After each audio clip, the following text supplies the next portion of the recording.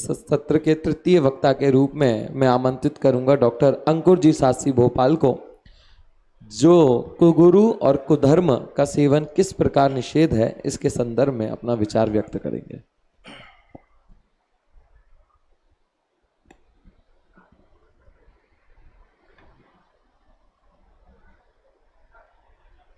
एक घड़ी सेट कर दो।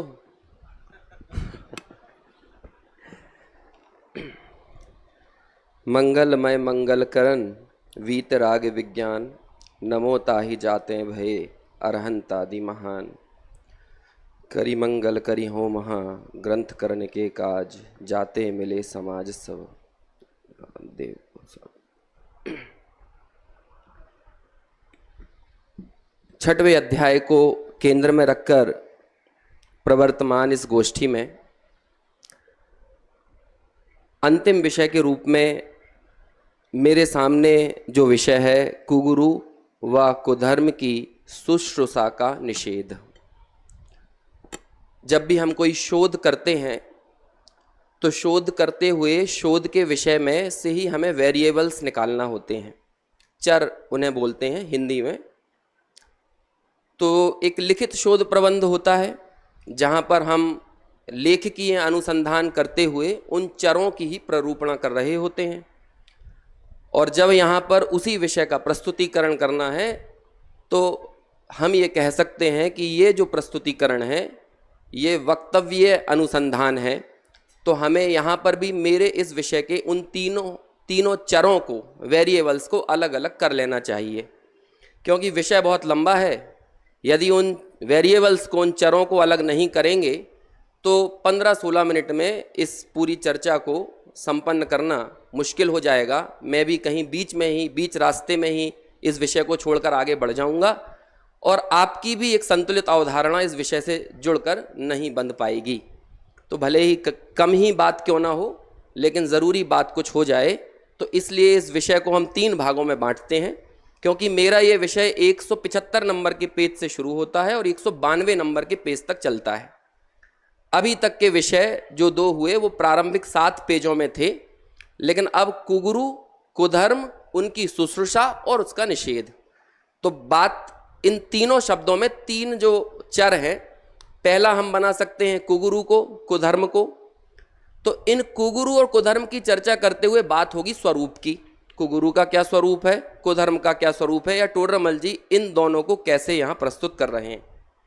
सेकंड, यदि चर हमें कुछ बनाना है, वेरिएबल्स, तो वो होगा शुश्रूषा। इसका सरल अर्थ कर दें सेवन। अब सेवन शब्द बड़े कई प्रकार की हो सकती है। सेवन शब्द का बहुत व्यापक अर्थ है। सेवा कई तरह से होती है। प्रारंभिक स्तर पर मान्यता में होती है, अच्छे लगने में होती है, अनुमोदनाओं में होती है, और इस अनुमोदना को, सेवन को ही यहाँ पर कहा जा रहा है शुश्रूषा। अब और तीसरा यहाँ पर वेरिएबल्स है निषेध। और इन तीनों ही बिंदुओं को टोडरमल जी ने इन लगभग 16-17 पेजों में बड़ी ही गंभीरता के साथ, बड़ी ही तार्किक विवेचना और आगम के प्रमाणों के साथ हमारे सामने रखा है। अब इन तीनों को और आसान शब्दों में कहें तो पहला है स्वरूप, दूसरा हो सकता है प्रयोजन, और तीसरा है यदि वो सत प्रयोजन नहीं है तो उसका निषेध। अब बात करते हैं कि आखिर निषेध किया क्यों है। पीछे से मैं थोड़ा चलता हूं। कुगुरु और कुधर्म का निषेध करना क्यों जरूरी है, हमारे मानने में क्या समस्या है, तो टोडरमल जी का फाइनल स्टेटमेंट हमको देखना पड़ेगा। और वो फाइनल स्टेटमेंट इस पूरे अधिकार का स्टेटमेंट है, और उस वाक्य को, उन पंक्तियों को हम टोडरमल जी की ट्रेडमार्क पंक्तियां भी कह सकते हैं। उनकी जानी पहचानी, जिससे टोडरमल जी का परिचय मिलता है, वे पंक्तियां कहीं आ जाएं तो पता चलता है कि ये किन्होंने लिखी होंगी। तो वो पंक्तियां क्या हैं, आप में से अनेक लोगों को याद भी होंगी। पेज नंबर 192 पर इस पूरे प्रकरण को समाप्त करते हुए टोडरमल जी कहते हैं, मैं जिन जिन पेजों का जिक्र करूं, यदि संभव हो उन्हें पीछे निकाल पाना तो निकाल दीजिए, और यदि संभव ना हो तो कोई बात नहीं, मैं सीधे यहां से पढ़ता हूं, आप ध्यानपूर्वक उन्हें सुनिए। टोडरमल जी यहां पर कहते हैं, अहो देवगुरु शास्त्र तो सर्वोत्कृष्ट पदार्थ हैं। 3rd डिग्री का प्रयोग किया है, सर्वोत्तम, सर्वोत्कृष्ट पदार्थ हैं। इनके आधार से धर्म है, इनमें शिथिलता रखने से अन्य धर्म किस प्रकार होगा। धर्म जैसा पवित्र शब्द दुनिया की 90% से ज्यादा आबादी जो एथीस्ट कहलाती है, आस्था रखती है, वो सब कहीं ना कहीं किसी ना किसी रूप में धर्म को मान रहे हैं, जान रहे हैं, स्वीकार कर रहे हैं। और दरअसल जो नास्तिक भी है ना, वो लोग भी जो कुछ भी मान रहे हैं वो भी किसी ना किसी धर्म की श्रेणी में है। उदाहरण के तौर पर मैं कहूं कि कार्ल मार्क्स सबसे बड़ा नास्तिक माना जाता था, लेकिन आज ऐसा कहा जाता है कि मार्क्स को मानने वाले लोग सबसे बड़े आस्तिक हैं, क्योंकि वो मार्क्सवाद के ऊपर ही आस्था रखने लगे हैं। तो उनकी नास्तिकता रह कहां गई है। तो अल्टीमेटली सब लोग किसी ना किसी प्रकार से आस्था में अथवा धर्म में भरोसा रख रहे हैं। अब वे कहते हैं ये धर्म 3 तरह से होगा, या तो देव के आधार से, गुरु के आधार से और धर्म के आधार से। और आप इन तीनों में ही शिथिलता रखोगे तो कहते हैं भैया ये तो सर्वोत्कृष्ट पदार्थ हैं, इनके आधार से धर्म होता है। और यदि इनमें ही शिथिलता रखोगे तो फिर धर्म किस प्रकार होगा। इसलिए बहुत कहने से क्या, सर्वथा प्रकार से कुदेव कुगुरु कुधर्म का त्यागी होना योग्य है। ये इस पूरे अधिकार का समझ लो सार संक्षेप टोडरमल जी ने आखिर में हमारे सामने रखा। क्योंकि दिक्कत बहुत बड़ी है, आजकल हम मीडिया, टेलीविजन, आईटी इन सबके क्षेत्र में इतने ज्यादा घिर गए हैं कि हमारा उपयोग किसी ना किसी रूप में आस्तिकता के नाम पर, धर्म के नाम पर गाहे बगाहे कहां जुड़ जाता है। और हम उसे समझते हैं शायद हम हमारे समय का सदुपयोग कर रहे हैं, लेकिन वो दुरुपयोग हो रहा होता है। प्रायः ये बात चलती है जब लोग आजकल 20, 25, 50 चैनल धार्मिक चलते हैं, उन 20 चैनलों पे 22 बाबाओं के प्रवचन सुनते हुए हम लोगों को ये लगता है कि हम अच्छी अच्छी बातें ले लेते हैं और खराब खराब बातें छोड़ देते हैं। भाई अच्छी बात क्या है, खराब बात क्या है, इसे समझने के लिए तत्वज्ञानी तो होना पड़ेगा। तो अभ्यास करने में, स्वरूप जानने में तो प्रमादी होता है, शिथिलाचार को वर्तता है। और वहां पर जो कुछ भी चलता चला जा रहा है, और समझ लो कि बहुभाग तो वहां पर पड़ा हुआ है मिथ्यात्व का पोषण, और उसमें 2-4 थोड़ी सी अच्छी सी बातें, पुण्य की, सदाचार की बातें आ जाती हैं, और उसे मानते हुए कहने लगता है कि हम अच्छी अच्छी बातें ले लेते हैं। लेकिन बहुभाग क्या हो रहा है, तेरी दृष्टि, तेरी किस मान्यता का वहां पर पोषण हो रहा है, इस बात का तो विचार करना चाहिए। अब दूसरी बात यहां पर आती है कि वो शुश्रूषा होती क्यों है। तो दरअसल धर्म की दुकान हो या लौकिक दुकानें हो, उन्हें चलाने के 2 ही मूल कारण होते हैं, और उन दोनों कारणों का टोडरमल जी ने यहां पर जिक्र किया है। कौन कौन से कारण? एक होता है भय और दूसरा होता है लोभ। लोक में भी ऐसे ही चलता है, यदि कोई सेल लगी होती है ना, तो ये इस तरह से प्रचार किया जाएगा, 2 पर 2 फ्री या 1 पर 1 फ्री। तो लोभ से आपको आकर्षित किया जाएगा, या फिर कहा जाएगा मात्र 3 दिन और। समझ में आया ना, तो कहीं सेल चली ना जाए, सेल चली ना जाए, तो इस बात का डर लगा रहता है। तो ये तो समझ लो कि यूनिवर्सल यूएसपी है ना, यूनिक सेलिंग प्रोडक्ट। तो धर्म को बेचने के भी ये 2 तरीके हैं। पहला है भय या लोभ रख लो पहला, और दूसरे नंबर पर भय। तो टोडरमल जी ने इस बात के लिए कहा, वो भी इसी आखिर में वे इस बात का जिक्र करते हैं कि सुनो भाई, जिन धर्म में सबसे पहले हमारे स्वानुभव ने भी इस बात को उल्लेख किया था, लेकिन वो शुरू कहां से होती वो मैं पढ़ता हूं। हे भव्यों, किंचित मात्र लोभ से व भय से इन कुगुरु कुदेव आदि का सेवन करके जिससे अनंत काल पर्यंत महा दुख सहना है, ऐसा मिथ्यात्व भाव करना योग्य नहीं है। क्योंकि तुम तात्कालिक भय का निवारण अथवा तात्कालिक रूप से लोभ की पूर्ति करके ये समझने लगते हो कि चलो हमारा काम तो बना, लेकिन महाकाल पर्यंत दूरगामी तुम्हें क्या रिजल्ट मिलने वाला है।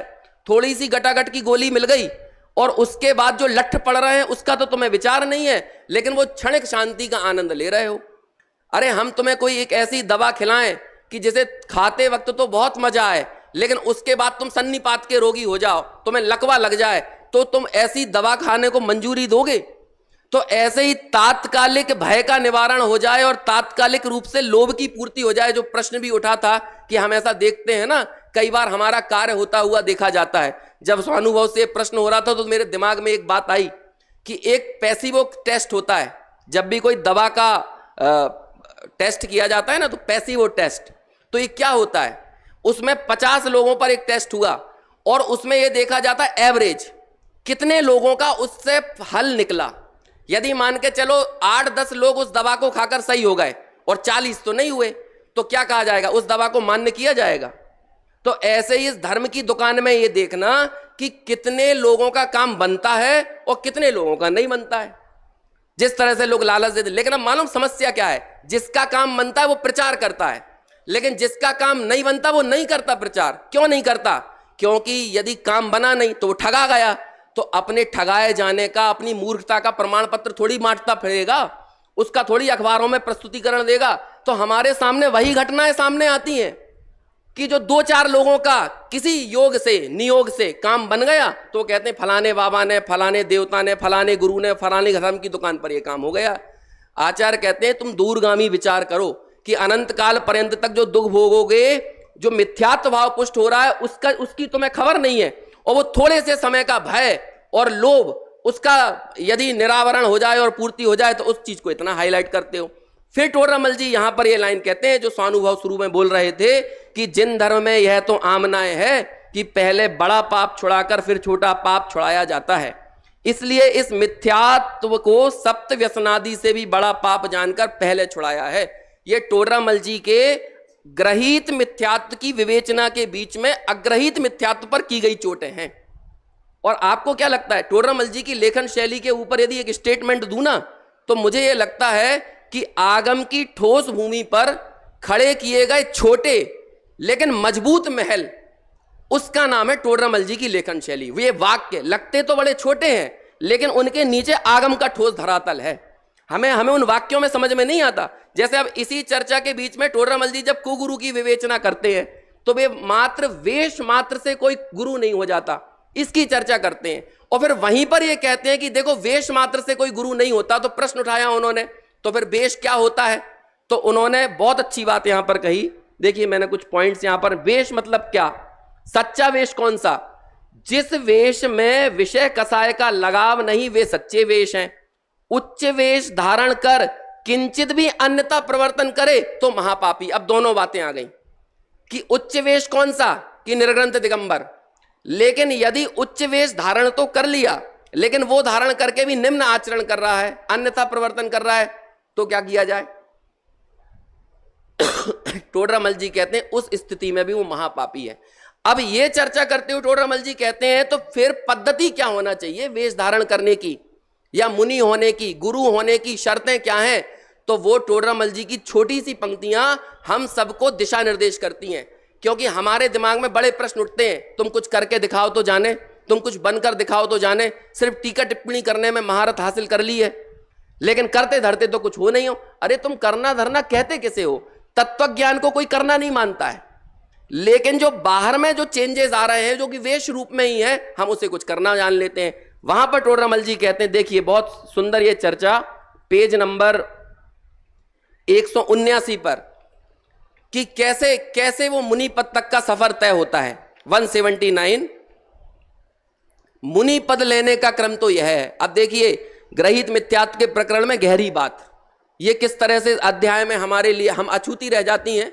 हालांकि चर्चाएं तो होती हैं, लेकिन इन पर स्पेसिफिकली बहुत जोर से हमको और ध्यान देने की जरूरत है। पहले तत्वज्ञान होता है, लेकिन तत्वज्ञान तो किसी के लिए जरूरी लगता नहीं है। पश्चात उदासीन परिणाम होते हैं, और ये दोनों के बीच में समझ लो एक अविनाभावी संबंध जैसा है। जब आपको तत्वज्ञान हो और उदासीन परिणाम ना हो, ऐसा नहीं हो सकता। नाणम पच्चक्षाणम, ज्ञान ही प्रत्यक्षान है। यदि प्रत्यक्षान ज्ञान मात्र से बंध का निरोध, यदि बंध का निरोध नहीं हो रहा तो ज्ञान नहीं हुआ, और ज्ञान हुआ है तो बंध का निरोध भी होगा। तो तत्वज्ञान में उपयोग लगाना बुद्धिपूर्वक, इसे हल्का काम नहीं मानना चाहिए। और इस तरफ टोडरमल जी विशेष जोर देते हैं। पहले तत्वज्ञान होता है, पश्चात उदासीन परिणाम होते हैं, परिशय आदि सहने की शक्ति होती है, तब वह स्वयमेव मुनि होना चाहता है, और तब श्री गुरु मुनि धर्म अंगीकार कराते हैं। ये जोर जबरदस्ती का मार्ग नहीं है। पद्म परमलधारी देव की बहुत अच्छी पंक्ति आपको याद होगा, मुनिराज के संबंध में कहते हैं, सहज वैराग्य रूपी महल के शिखर के शिखामणि हैं। अब ये सहज वैराग्य जोर जबरदस्ती का नहीं है, खींच तान कर लाया गया वैराग्य नहीं है। ये सहज वैराग्य मतलब क्या, जो तत्व ज्ञान के साथ जन्म रहा है। और तत्व ज्ञान मतलब इस वस्तु स्वरूप को सही ढंग से समझना। और जब ये वस्तु स्वरूप को सही ढंग से समझे, तत्व ज्ञान करे, तो निश्चित तौर पर वो भय अथवा लालच के वशीभूत होकर कभी भी अन्यथा रूप से प्रवर्तन नहीं करेगा। अब मैं एक तरफ और आपका ध्यान आकर्षित कराऊं कि इस प्रकरण में टोडरमल जी 6 अनायतनों की भी बात करते हैं और 3 मूलता की भी बात करते हैं। प्रायः हमें दोनों एक जैसी चीजें लगती हैं कि भैया कुदेव का सेवन और देव मूलता एक जैसी तो बात होगी। अरे नहीं है ऐसा। टोडरमल जी ने जैसे कुगुरुओं का निषेध किया, तो मिथ्या वेश का निषेध करने के बाद में वे जिन धर्म में भी किस तरह की मिथ्या प्रवृत्तियां चल पड़ी हैं वो बताते हैं। कुधर्म की बात की तो हिंसादि के पोषण की बात करते हुए कुधर्म की प्रवृत्तियां तो बताई, लेकिन कहते हैं काल दोष से ऐसी मिथ्या प्रवृत्तियां जैन धर्म में भी आ गई हैं। उदाहरण क्या देते हैं कि लोग व्रत आदि तो धारण करते हैं, 10 लक्षण में देखा जाता है ना, लेकिन श्रृंगार आदि बहुत करते हैं। और सजना तो किसी को पाप नहीं लगता, खाना जरूर पाप लगता है। अब ये प्रवृत्ति कहां से आई? तो ये टोडरमल जी ये बता रहे हैं कि तुम धर्म के नाम पर कैसे कुधर्म के सेवक नहीं हो रहे, तो कहीं ना कहीं लोक मूलता में फंस गए हो। कुदेव का सेवन नहीं कर रहे तो सच्चे देव के आधार से देव मूलता में उलझ गए हो। अब ये दोनों अलग अलग चीजें हैं। यदि विवरण 2 प्रकार का है तो कॉन्सेप्ट भी 2 प्रकार के होते हैं। अनायतन का कॉन्सेप्ट अलग है और मूलता का कॉन्सेप्ट अलग है। समझ में आया? तो यहां दोनों ही बातें करते हैं। और यहां अब क्या अंतर है इन दोनों में? तो कहते हैं भैया अनायतन तो साक्षात दिख रहा है कि वो मिथ्या देव कुगुरु कुदेव कुधर्म है, लेकिन देव मूलता सच्चे देव के नाम पर हो सकती है। हमारे भगवानों की तो टीआरपीयां चलती हैं, जैसे अभी मुनि सुव्रतनाथ भगवान की चल रही है। कभी पारसनाथ के पास डिपार्टमेंट थे, कभी किसी और के पास थे। अब मुनि सुव्रतनाथ भगवान जो काम कर पा रहे हैं, आपको लग रहा है अजित नाथ वो नहीं कर सकते, हम तो पारसनाथ के उपासक हैं। तो ये क्या है? देव तो सच्चे हैं, लेकिन देव का स्वरूप नहीं जानना ये मूलता का लक्षण है। और चाहे अनायतन की बात हो चाहे मूलता की बात हो, दोनों ही स्थितियों में तत्व ज्ञान का अभाव परिलक्षित होता है। तो टोडरमल जी जाते जाते ही इस अधिकार को कंप्लीट करते हुए ही उस तत्व ज्ञान पर जोर देते हैं और कहते हैं एक बार आप भली प्रकार से तत्व ज्ञान से अपने आप को पोषित पल्लवित करोगे तो अनायतन भी जाएगा और मूलता भी जाएगी। आपको देव का सच्चा स्वरूप समझ में आएगा, गुरु का सच्चा स्वरूप समझ में आएगा। और जब देव गुरु शास्त्र का धर्म का सही स्वरूप समझ में आएगा तो उनसे इतर कुगुरु और कुधर्म के प्रति जो अंतर में वासना पड़ी हुई है, वासना मतलब लगाव पड़ा हुआ है, उनके अंदर उच्चता का बोध पड़ा हुआ है। या आपको लगता है कि इतने लोग जा रहे हैं तो हमें भी तो जाना चाहिए, इतने लोग जा रहे हैं। अरे भाई ज्यादा लोग जा रहे हैं इससे किसी का पूज्यता नहीं हो जाती है। अभी आखिर में स्वानुभूति दीदी बोल भी रही थी ना, ये कि भीड़ को देखकर धर्म को फॉलो करने थोड़ी चले जाओगे। सत्य का निर्णय भीड़ के आधार पर नहीं होता है।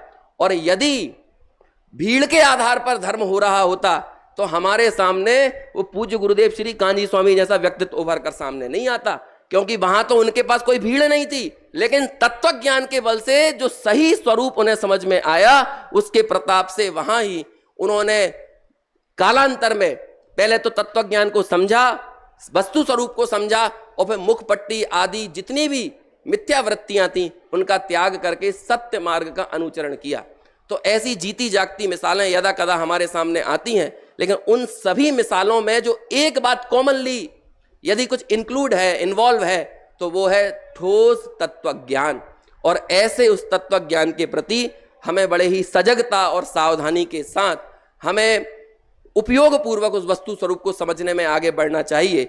ऐसी हम सब लोगों की इच्छाएं होना चाहिए। आखिर में एक बात कहूंगा, वर्तमान में हम एक ऐसे परिदृश्य में जी रहे हैं जहां पर हम अच्छे के प्रति लालायित नहीं हैं, कम बुरा ही हमें अच्छा लगता है और बस यही अच्छाई का पैमाना बन पड़ा है। तो हम लोग ये देखते चलो ये कम से कम उनसे तो कम बुरे हैं, और चूंकि वो कम बुरे हैं तो हमें लगने लगता है ये अच्छे हैं। जब आपको कम बुरे अच्छे लगने लगेंगे तो आप अच्छे की खोज खो देंगे, और ये हमारा सबसे बड़ा समझ लीजिए कि हमारी हानि है। और जब हम सत्य के ही एकमात्र पक्षधर रहेंगे, सत्य के ही आग्रही रहेंगे, सत्य के ही ग्राही रहेंगे, तो निश्चित तौर पर बीच में आने वाले जो छोटे मोटे से पड़ाव हैं, जो पड़ाव हमें सही लगते तो हैं लेकिन जब उनकी चादर उतार कर देखोगे तो उनके नीचे भी पड़ा हुआ होगा गहन गाढ़ा मिथ्यात्व, और हमारे भीतर भी वो उसी मिथ्यात्व को ही और गाढ़ा बनाने का काम करेंगे। इसलिए अपने दूरगामी लक्ष्य के अवलंबन के लिए, उस लक्ष्य की पूर्ति के लिए, उस तत्व ज्ञान के माध्यम से हम अपने आप को बहुत गहराई से पोषित करते हुए हम सत्य धर्म को समझें, सत्य धर्म को ग्रहण करें। इसी भावना के साथ अपनी बात यही। भाई साहब, आपने षट अनायतन और 3 मूर्ता की चर्चा करी जी। इसमें बेसिक अंतर क्या है? उसमें भी कुगुरु कुदेव कुधर्म है, उसमें मानने वाले शामिल कर लिए, तो मानने वालों को वहां रहने देते, कुगुरु कुदेव कुधर्म को यहाँ रहते, 6 में काम हो जाता ना, 9 क्यों कर दिए? नहीं, देखिए मूल, भाई तो मैंने बोला कि मूलता में तो आपका अवलंबन सच्चे देव भी बन रहे हैं, लेकिन कुदेव और कुदेव के सेवक में वहां पर बीतरागी देव गुरु शास्त्र नहीं है। यहां पर तो अवलंबन के तौर पे आप हो सकता है आदिनाथ भगवान को रखे हुए हो, लेकिन आप उनका स्वरूप नहीं जान रहे, और उनसे भी लौकिक कार्य की सिद्धि, बीतरागता आपका प्रयोजन नहीं है। और जिस प्रकार से राग की वृद्धि करना चाह रहे हैं, तो अवलंबन के तौर पर तो सच्चे देव है, लेकिन उनसे जिस चीज के प्रयोजन की सिद्धि हो रही है वो उनके स्वरूप की नासमझी है, और उससे कहीं ना कहीं जो प्रयोजन सिद्ध होना चाहिए था वो प्रयोजन नहीं हो रहा। यही मूलता मुझे लगता है। बाकी आप बताइए। नहीं, मेरे को जो है संतोष नहीं है। अनायतन जो है ना, ये आयतन को डिनोट कर रहा है। हाँ। और मूलता जो है वो हमारी वृत्ति को डिनोट कर रहा है। हाँ, वही तो वो जो सच्चे देव शास्त्र गुरु के आधार पर यदि आपकी कोई मूर्ता बन रही है, वो ये 3 मूर्ता में उनको नहीं आना चाहिए है, तो वो तो अवलंबन तो वही है, कुगुरु कुदेव कुधर्म, लेकिन उनके आधार पर जो हमने मान्यताएं बना रखी हैं उसको तो मूर्ता में ले जाएंगे, लेकिन उनकी जो सेवा शुश्रूषा वाला जो वर्ड है, अच्छा। यदि हम अनायतनों की सेवा शुश्रूषा आदि करते हैं, ठीक तो ठीक बात, वो अनायतन में मूलता व्यक्तिगत हो गई। हाँ। और अनायतन जो है वो प्रत्यक्ष, मतलब जो अवलंबन दिख रहा है, वो निमित्त है और मूलता उपादान है। अच्छा, ठीक है। बढ़िया। हाँ जी, और किसी को कुछ पूछना है? आपका प्रश्न पूछ लो। मंदिर बनाने के लिए शिलान्यास करना, एक हॉस्टल बनाने के लिए शिलान्यास करना, और एक अपने घर का मकान बनाने के लिए भूमि पूजन करना, इसमें तीनों में क्या अंतर है? अब ये अंतर तो वो व्यक्ति विशेष स्वयं ही तय कर सकता है, क्योंकि देखिए ग्रहित मिथ्यात्व कोई भूत तो है नहीं है कि जबरदस्ती किसी से चिपक जाए, लेकिन जब आप किसी भी अवलंबन को लेते समय अंदर में किस मान्यता को पुष्ट कर रहे हैं, किस तरह के आनंद को भोग रहे हैं, इस बात से ही सारी चीजें तय होती हैं। क्योंकि राग आदि को ऐसे बाहर निकाल कर दिखाया नहीं जा सकता, ये तो अंदर में पल रहे हैं, पुस रहे हैं। अब वो किस मान्यता से, अब जैसे मंदिर बन रहा है, अब हमारा मंदिर बने, हमारी संस्था बने, लेकिन दूसरी संस्थाओं में दान ना आए, दूसरे मंदिरों में दान ना जाए, है ना। अब इस तरह की मान्यता के साथ आप खोटी मान्यता को ही पुष्ट कर रहे हैं, भले ही वहां पर अवलंबन के तौर पर मंदिर रखा हुआ है। तो इन सब चीजों में तो वास्तव में आपको व्यक्तिगत तौर पर ही चीजों को तय करना पड़ेगा। दूसरा व्यक्ति सर्टिफिकेट नहीं दे सकता, ना मैं दे सकता हूं, ना कोई और अन्य दे सकता है। मतलब अपने मकान के लिए भूमि पूजन करने में क्या आपत्ति है? पूछ रहा, तो करो ना भूमि पूजन, हाँ कर लो भूमि पूजन, लेकिन अब वो भूमि पूजन में किस तरह का अतिरेक हो रहा है, क्या कर रहे हैं, कैसी मान्यताएं हैं, देवता को स्थापित करके सोच रहे हो वही देवता आपका मकान अच्छा बना देगा, तो ये सब चीजें आपको तय करना है, दूसरे से सर्टिफिकेट मांगने की कोई जरूरत नहीं है। ठीक है, धन्यवाद। नहीं, ये तो भोग का आयतन बना रहे हैं, हम अपना घर बना रहे हैं, उसमें भूमि पूजन का क्या रोल है? भूमि पूजन यदि भगवान देवशास्त्र कोई रोल नहीं है। नहीं, देवशास्त्र गुरु की पूजन करोगे तो तुम्हारा घर अच्छा और नहीं बनेगा। सही बात है, बीतरागता आ जाएगी, तुमको वैराग्य आ जाएगा। अरे हमारे एक मित्र ने ऐसा ही किया, अपने घर का उद्घाटन किया और कहना भैया ऐसा घर का मतलब उद्घाटन करो, ऐसी पूजा करो, ऐसा विधान करो कि बढ़िया हमारे घर में हमेशा साता बनी रहे। तो मैंने भी कहा ऐसा विधान करो कि कभी इन्हें मुनि बनने का भाव ना है। इस तरह की बात ये कर रहे हैं, क्योंकि यदि घर में सच्चा गृह प्रवेश तो वो है कि एक समय के बाद घर छूट जाए, और घर में ही रहते रहे तो फिर वो कैसे अच्छा गृह प्रवेश हो सकता है। एक प्रश्न भाई साहब मेरा यह है कि 8वें अध्याय में जब कुल अपेक्षा धर्म धारक धर्म बुद्धि से, उसमें लास्ट में लिखा कि अन्यों से तो भले ही हैं ये जीव, तो यहाँ पे ये जो सच्चे देव को मान रहे हैं लेकिन उनके संबंध में कुछ भ्रांतियां हैं उनको, जैसे शनिवार रविवार का, तो ये अन्यों से भले हैं, इसमें भी ये लगाना है या वहां पे कुछ विशेष? नहीं, यहाँ तो मूल में ही भूल है ना। यहाँ अन्यों से भले क्या है, देखो देव गुरु धर्म भी हमारा अहंकार बन जाते हैं, उससे भी कहीं ना कहीं हम अपने व्यक्तिगत अहंकार को पुष्ट करते हैं, हमारे देवता हमारा धर्म। लेकिन जब तक आप देव के और धर्म के स्वरूप को नहीं समझेंगे तो फिर आप उनसे जो वास्तविक प्रयोजन की सिद्धि करना चाहिए वो कैसे कर पाएंगे। अभी हमें लग रहा है किसी के कुल देवता कोई और देवता हो सकते हैं, हमारे कुल देवता मुनि सुव्रत नाथ भगवान हो जाए। अब फिर कोई ये कहने लगे चलो उनसे तो बेहतर है, लेकिन मुनि सुव्रत नाथ भगवान यदि हमारे आप्त हैं, लेकिन उनसे वो मेरे आप्त क्यों हैं? यदि उनसे उस वास्तविक प्रयोजन की सिद्धि करना हम नहीं सीखेंगे। इसलिए टोडरमल जी ने 6वें अधिकार में इस बात पर अत्यंत जोर दिया कि तत्वज्ञान पहले होता है। तत्वज्ञान से सत्य और असत्य का निर्णय करे, सही गलत की समझ पैदा करे, और पश्चात ये कुगुरु कुधर्म आदि की जो शुश्रूषा है उसको त्यागे और अपने पारमार्थिक प्रयोजन को सिद्ध करने आगे बढ़े।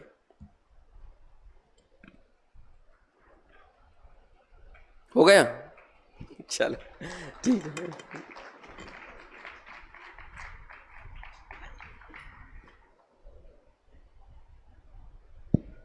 बहुत सुंदर चर्चा हमारे यहाँ अंकुर जी भोपाल द्वारा की गई। तीनों वक्ताओं द्वारा ही बहुत सुंदर परिचर्चा यहाँ संपन्न हुई। वक्ताओं से जब प्रश्न पूछे जाते हैं और वे उसका इतना अच्छा प्रश्न पूछने का उद्देश्य ऐसा नहीं है कि यहाँ बैठे विद्वान परीक्षा लेने के लिए या फिर कुछ अन्य कारण से प्रश्न पूछते हैं।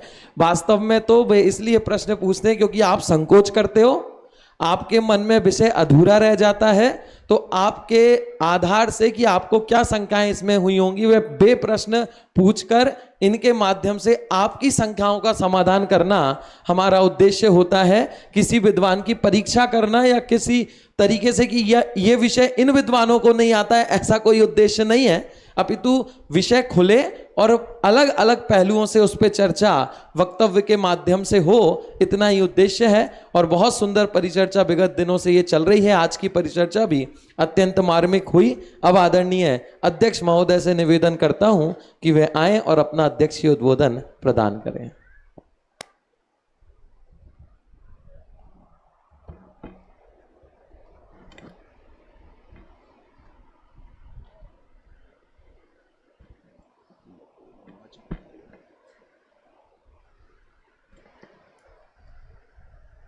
ओम नमः सिद्धेभ्य। आज का विषय वैसे देखा जाए तो बहुत बढ़िया है, और वैसे देखा जाए तो बोलो यार कुदेव के बारे में चर्चा करके हमको क्या करना है, हमारे लक्ष्य की सिद्धि तो कुदेव से होने वाली नहीं है, तो चर्चा करके क्या फायदा। लेकिन इस समझना, यदि हम पंडित टोडरमल जी के व्याख्याओं की ओर ध्यान देंगे तो हमको पता चलेगा कि कुदेव कुगुरु कुशास्त्र कोई वस्तु नहीं है। जो सामने वस्तु है उसके द्वारा हम अपनी मान्यता इस प्रकार से पुष्ट करें तो वो कुदेव बन जाएंगे। किस प्रकार से पुष्ट करें, तो उसके लिए व्याख्या उन्होंने दी। वहां जो हित का करता नहीं, उन्हें भ्रम से हित का करता जानकर।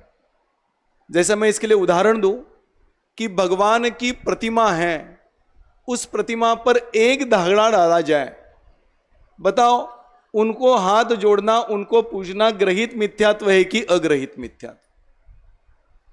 वितरागी भगवंतों की प्रतिमा एक धागा डाला जाए, वो कुदेव है कि सुदेव है?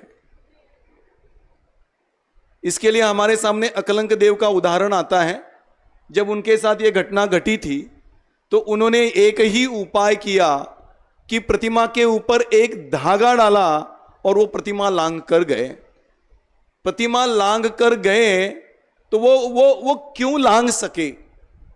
उसके पीछे कारण यह कि यही देख लो कि भ्रम से हित का करता, भ्रम से हित का करता कहो, सपरिग्रही पना कहो, सब बातें एक है। महावीर भगवान की प्रतिमा है, लेकिन सवस्त्र प्रतिमा को यदि आप देव मान लोगे तो वो आपका ग्रहित मिथ्यात्व हो जाएगा, क्योंकि उसके द्वारा विषय कषायों की पुष्टि करते हुए प्रतीक दिख रहा है और फिर भी उसको वीतरागी भगवान मान रहा है। ये उसका ग्रहित मिथ्यात्व में चला जाएगा और ये कुदेव में चला जाएगा। मतलब बहिरंग में वस्तुओं की चर्चा भी पंडित टोडरमल जी ने इसमें की और अंतरंग मान्यता को सुधारने की चर्चा भी पंडित टोडरमल जी ने इसमें की है। बहिरंग प्रतीक भी वीतरागी होना चाहिए और अंतरंग भावना भी वीतरागता की ही होनी चाहिए। यदि बहिरंग प्रतीक वीतरागी है लेकिन अंतरंग भावना यदि विषय कषायों की पुष्टि है कि पार्श्वनाथ भगवान के जाप दे रहे हैं और समझ लो कि भगवान मुझे आज ये काम हो जाए, तो वो ग्रहित क्या कहते हैं कुदेव में चला जाए। मान्यता कुदेव की बनेगी भलेगी वीतरागी भगवान हो तो। इसलिए सामने वीतरागी भगवान होना इसकी बात भी की है, जिसके कारण वो पत्थर आदि आदि आदि की चर्चा यहां पर पंडित टोडरमल जी ने की है। और दूसरी बात कि सामने वीतरागी भगवान हो और उनसे आप संसार इष्ट अनिष्ट आदि की अपेक्षा करके पूछते हो तो आपकी मान्यता कुदेव की हो जाएगी। ये इस प्रकार से कुदेव की चर्चा की। कुरगुरु की भी चर्चा करते हुए यहां पर देखना व्याख्याएं दी है। जो जीव विषय कषाय आदि अधर्म रूप तो परिणमित होते हैं और माननादिक से अपने को धर्मात्मा मानते हैं, विषय कषाय की पुष्टि करते हैं। सपरिग्रही को हम गुरु क्यों नहीं मानते? विषय कषाय की पुष्टि कर रहे हैं और उनसे हमें सच्चे गुरुत्व की भावना करते हैं, तो मान्यता का कुदेव कुगुरुपना हो गया। और सपरिग्रही को गुरु मानना यह बहिरंग रूप से कुगुरुपना हो गया। इस प्रकार से धर्म की भी चर्चा यहां पर की है। जहां हिंसाधिक पाप उत्पन्न हो, वो विषय कषायों की वृद्धि हो, वहां धर्म माने तो कुधर्म जानना। हिंसाधिक की पुष्टि हो, पाप उत्पन्न हो, पैसा मिलना पाप उत्पन्न होने की भावना है कि पुण्य उत्पन्न होने की भावना है, यह समझना। विषय कषायों की पुष्टि के जितने भी साधन हैं, ये सब पाप उत्पन्न करने वाले ही साधन हैं और इनकी अपेक्षा करना वो कुधर्म में चला जाए। इसलिए हिंसादि की क्रिया कर रहे हैं, उसमें धर्म मान रहे हैं, वो भी कुधर्म में चला जाएगा। इस प्रकार से तीनों जगह हम ये देखते हैं कि कुदेव हो, कुगुरु हो, कुधर्म हो, वहां पर एकमात्र विषय कषायों की लालसा पुष्टि, हिंसादि कार्यों का निषेध और अंतरंग वस्तु व्यवस्था की प्राप्ति का उद्देश्य है। वो बात चली थी ना कि अजैन मंदिर में भी जाएंगे, सिर्फ देखने के लिए जा रहे हैं, सुंदर मंदिर है, सुंदरता देखने के लिए जा रहे हैं, तो दोष लगेगा कि नहीं। जिनवाणी में दो प्रकार के दोष बताए, एक मान्यता का दोष और एक अनुमोदना उपस्थिति का भी दोष बताया गया। आप वहां पर उनको भगवान नहीं मान रहे, लेकिन उपस्थिति आपकी है, तो उपस्थिति रूपी अनुमोदना का दोष हमें लगेगा। चरणानुयोग में इसकी चर्चा बहुत विस्तार से आई है। कहने का मतलब ये कि कुदेव, कुगुरु, कुशास्त्र हमें बाहर ढूंढने की जरूरत नहीं है। बाहर होने वाली वस्तुओं से विषय कषाय की पुष्टि वो कर रहे हैं आप, और आप उनको सच्चे देव, सच्चे गुरु, सच्चे शास्त्र मानकर पूज रहे हैं, तो वो आपके लिए कुदेव, कुगुरु, कुशास्त्र बन जाए। और दूसरी बात, उनके द्वारा विषय कषायों की पुष्टि चाहते हो तो वो कुदेव, कुगुरु और कुधर्म में चला जाएगा। इसलिए यहां पर अंकुर जी ने बहुत बढ़िया ये विषय लेके, अंत में मैं वो सोच ही रहा था, इन्होंने ये ले ही लिया कि तत्व ज्ञान के ऊपर पंडित टोडरमल जी ने बल दिया है, क्योंकि तत्व ज्ञान ही एक ऐसा साधन है जो आपको अंतरंग से भी गलत मान्यता तोड़ेगा और बहिरंग क्रिया करने से भी रोकेगा। यदि तत्व ज्ञान नहीं हो तो भले ही बाहर से आप छोड़े हुए दिखाई दोगे, लेकिन अंतरंग से कहीं ना कहीं वो लालसा, कहीं ना कहीं वो इच्छा बनी रहेगी। तो वो कुदेव से नहीं तो सुदेव से वो भावना करोगे। परीक्षा देने जा रहे हो और भगवान के हाथ जोड़े और भगवान को कह दिया, भगवान मैं आज पास हो जाऊं। आपने भगवान का स्वरूप क्या समझा? पास करने वाले समझा। यह समझा, यही आपकी उल्टी मान्यता होगी और यही आपकी कुदेवत्व की मान्यता होगी। समझ में आया? मान्यता की तरफ से मैं बात कर रहा हूं, जबकि वो वीतरागी भगवान हैं। इसलिए तत्व ज्ञान को समझकर अंतरंग से सच्चे देव शास्त्र गुरु का स्वरूप समझकर वैसा मानना, ये सुदेव सुगुरु सुशास्त्र हुए। और तत्व ज्ञान को समझे बिना अपनी इच्छा अनुसार उनको मानना, ये कुदेव कुगुरु कुशास्त्र में चला जाए। फिर उसके साथ साथ बहिरंग परिग्रह के साथ जुड़े हैं वो तो कुदेव में चले ही जाएंगे, क्योंकि वो उसके प्रतीक हैं और उस प्रतीक को मान रहे हैं, अर्थात उस मान्यता को मान रहे हैं। और मान्यता को मान रहे हैं, यही आपका कुदेवत्व है, यही आपका कुगुरुत्व है और यही आपका कुधर्मत्व है। इस प्रकार से कुदेव, कुगुरु और कुधर्म को छोड़ना यह सर्वप्रथम मार्ग है। और फिर आगे चलकर अभी 7वां अधिकार चलेगा, तो वो कुदेव, कुगुरु, कुधर्मत्व को छोड़ने के बाद भी कहीं पर जाके सम्यक्त्व की प्राप्ति क्यों नहीं हो रही, उसकी चर्चा 7वें अधिकार में बताई गई है। इस प्रकार से हम अंतरंग और बहिरंग दोनों तरह से कुदेव, कुगुरु और कुधर्मत्व की मान्यता छोड़े और सुदेव, सुगुरु, सुधर्मत्व की मान्यता अंतरंग में धारण करके वीतरागी रूपी वस्तु व्यवस्था को समझेंगे तो हम अपने लक्ष्य को सहजता से प्राप्त कर पाएंगे।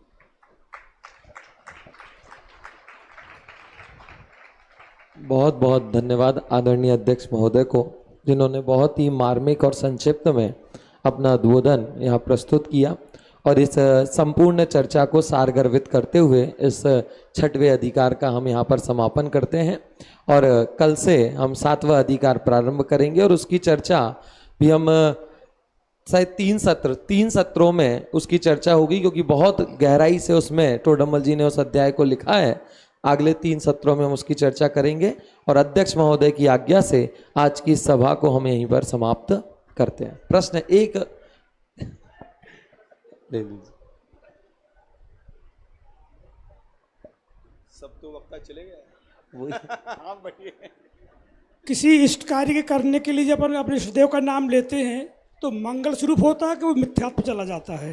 देखो, हमारे सभी आचार्य उसको मंगल रूप में लिया है। हाँ हाँ, लेकिन आप क्या इष्ट चाहते हैं? नहीं, जैसे अपन मान लो घर से निकलते हैं, परीक्षा देने जा रहे हैं, कार्य के लिए जाते हैं, हाँ, या मुनि बनने जा रहे हैं, तो अपन जो इष्टदेव का नाम लेते हैं देवशास्त्र गुरु का, वो तो मंगल माना जाता, मंगल होता है वो तो। देखिए, मंगल होना और मंगल करने वाले मानना, इसमें बहुत फर्क है। मंगल करने वाले नहीं मारे, मंगल होता है कि इष्टदेव का नाम ले तो मंगल होता है। देखिए, मंगल तो है ही, इसमें कोई शंका नहीं। अरे नहीं तो फिर ये भक्तियां, ये भक्तांबर आदि स्तोत्र रचे क्यों गए? लेकिन वो भक्तांबर कह के संपत्ति की अपेक्षा करोगे तो कुधर्म में चला जाएगा, ये मैं कह रहा हूं।